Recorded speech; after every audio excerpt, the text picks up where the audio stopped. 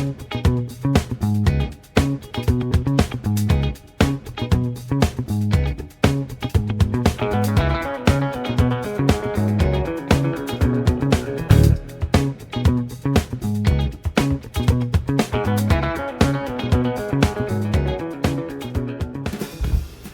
back to Occam's Razor. This is birch berry bush jam batch number 3. Is that not amazing? So we have 1.1 plus kilograms of berries sitting here. Imagine that. So the last one we did it with sugar. This one we're going to do with maple syrup.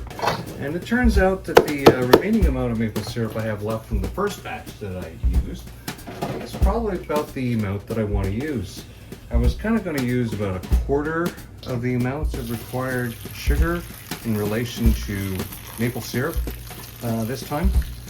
So again, unless you haven't seen the other videos, typically they say 1 for 1. 1 pound of sugar for 1 pound of berries. I find that a little excessive. Of course, that's what preserves your fruit is the sugar, whether it's natural or artificial that you put in. It's a lot of processed sugar. So the last batch we used half the amount of required sugar. Now this one here, I was figuring I would probably use maybe a quarter the amount of required maple syrup by weight, which is just about what's left in the bottle from the last batch. That'll kind of work out. It was about, what, 500 grams of sugar or maple syrup in the maple syrup can. And we have just over a kilogram, and I used about half. So that's just under a quarter, and I think it's going to be quite enough. I think there's something very special about using maple syrup. All right, well, let's do our best. The less stems we dump in the pot, the better. Whoops, sorry about the jiggly cam. That looks good there. Oh, there's one. I mean, worst comes to worst is that we actually, jam some leaf from the plant. It's not toxic, given the amount of sugar that's in here anyway. Probably won't do much for the taste. Wow, that's a lot of berries. All right. All right, drained and picked over. So there shouldn't be any surprises in here. We'll just add our maple syrup.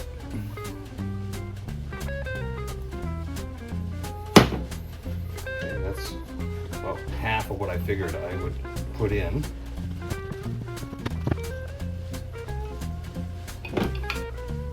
More. As I'm putting this in, I'm looking at the little hollows inside the berries. And you see that they're, some of them are still dry. Wow, I don't think I'll need all that maple syrup.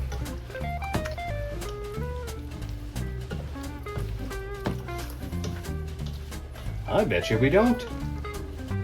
All right, well, let's give that a chance. I mean, there's not enough. I'll just add the rest tomorrow and we continue this taping. Okay, well, there we go. As you can see, all of it's coated, and I expect this should all be sitting in its own soup, its own liquid there tomorrow after it masticates all night. All right, let's pick this up tomorrow. It's the next day, and our berries have been sitting in the pot in the fridge overnight with the maple syrup. We used approximately a quarter of the maple syrup in weight to the berries, and you can see there's quite a lot of juice down there underneath. It's very nice. See, the berries have gone and masticated themselves. All right, so we'll just turn this heat on and bring that up so that we can start cooking this down. We will put a timer off to the side here, and hopefully this time I'll do it right. by starting the timer as soon as I start seeing some boiling action happening. That way I can gauge the amount of time that it's cooking. Now, of course, what we're also going to need is we're going to need our handy dandy jar holders, right? That's to put them into the water bath and to take them out. We'll need our funnel to put the jam in the jars. It's handy to have this magnetic holder for your lids, for your jar lids.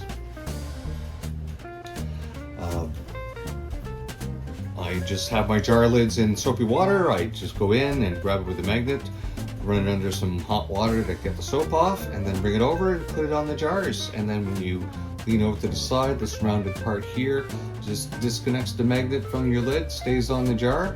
Bob's your uncle, then you can put the ring on. Of course, you're going to need a ladle to get your jam out. And this jam, of course, there's a mixture of ripe and unripened berries. The unripened berries have more pectin in them. And once this cooks down nicely, I'm going to put in, for the amount of berries that I've in here, I'm going to put in a full lemon near the end. And the lemon will activate the pectin. Now the last batch, or I should say the first batch that I did, I had one jar that did not seal because I did not put the lid tightly on enough with the ring, and there was some water ingress, and basically all I did is I water bathed and cooked the jam even more. So now that jam, what I've been doing is I've been heating it up and then putting it into my homemade bread into the center, and then I cooked it off to see how it would turn out. And it did turn out rather well. The jam that I put in mostly cooked right through to the top. The consistency of the bread is almost like a pudding-like, and has a very mild berry flavor through it. I'm doing this again with the next loaf. This is going to be delicious. All right, so from now on, I guess it'll just be cooking down the berries again for the third batch. And once that's cooked down, we'll be back on to talk again.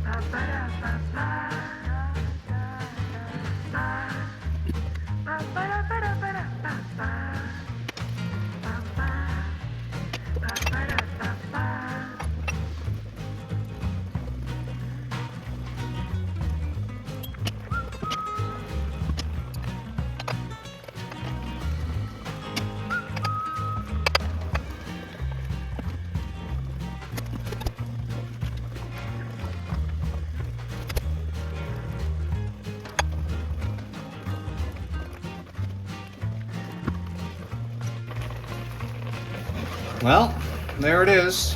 As you can see, I did the little plate thing during the sped up video. We wanted to see if we can get some, and it's not closing in on itself. Oh, that's good.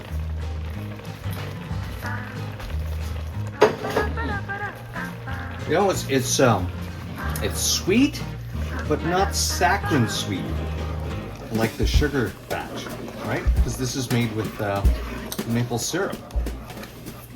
You know, and you don't even, it's taken away any of the tartness that was in the unripened berries.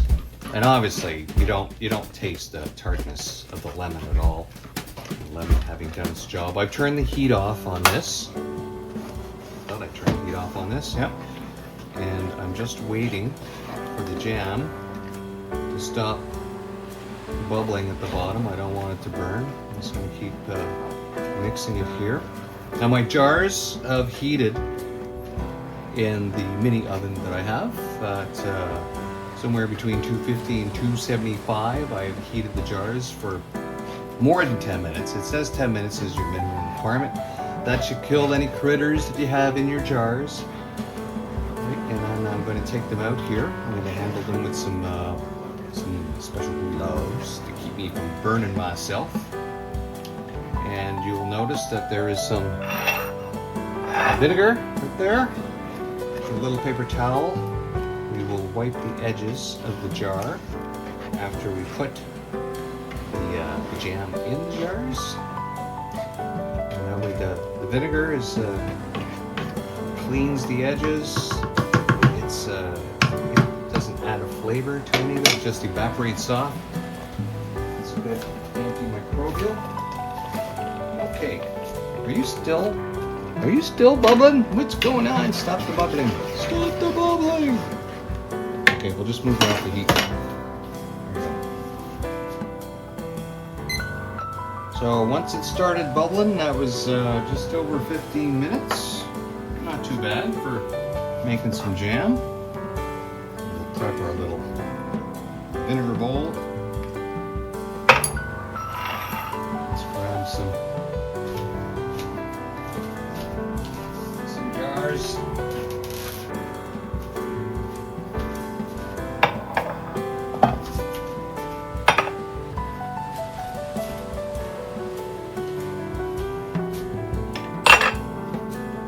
There, I think I might get about 5 in this batch.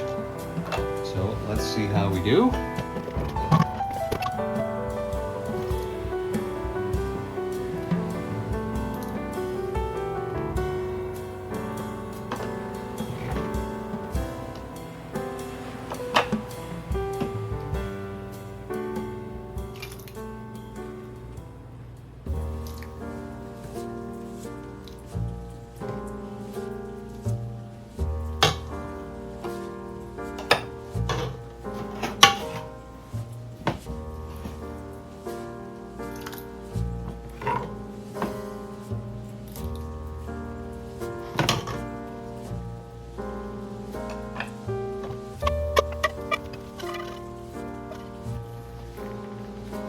Well, it looks like we just had enough to make 5 jars.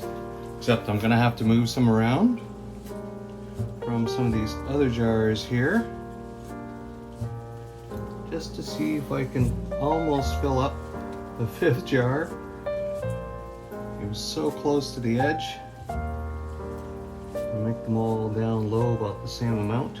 This one here just got a bit more, actually. There you go. Take a spoon from you. Spoon from you. Spoon from you. And a spoon from you. There we go. There, even them out. Yeah, that'll be good.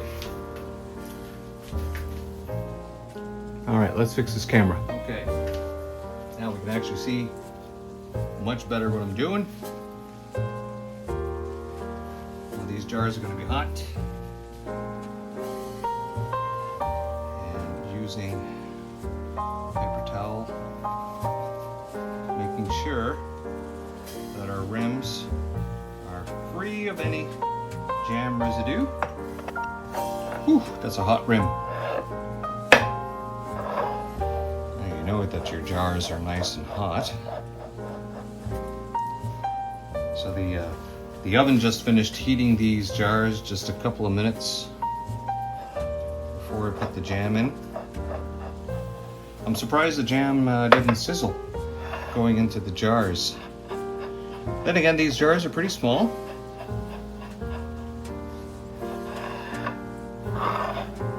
So the smaller they are, the quicker they're going to release their heat, unlike the larger jars. There we have it.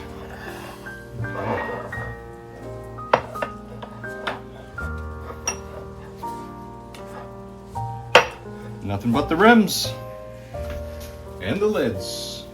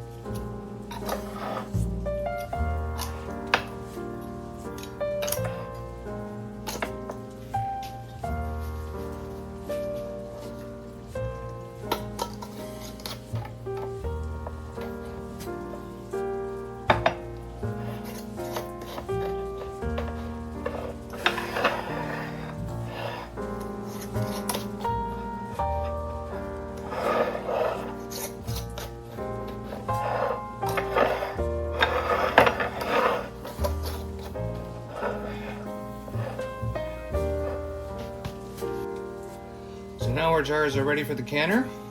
Let's move over to the canner. As always, whether it's an automatic canner or just water bath on your stove, you need to ensure that when you put your jars in, that they are covered just above the ring by at least ½ inch to 1 inch of water. All depends. I mean, obviously, a water canner like this is going to not need as much water because it's naturally contained in its own pressure vessel, except that when you're water bathing, you're not doing it with pressure. All right, just have it above. That's perfect. Don't need to add any water. Okay, now I'm going to turn this on. Water bath your jam for 10 minutes. After that, let it cool, and we'll come back when the jam has been done and finished in the canner.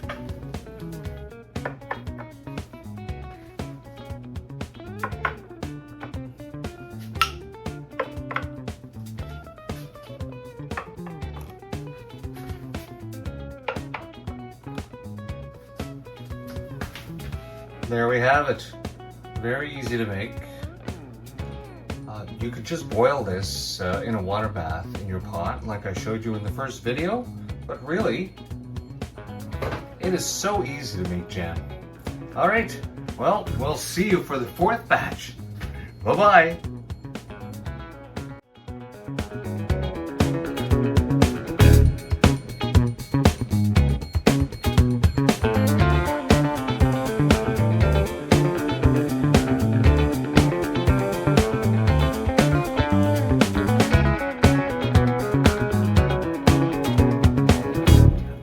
Jum, jummy jum, jummy jum, jummy jum, jummy jum, jummy jum, jum jum,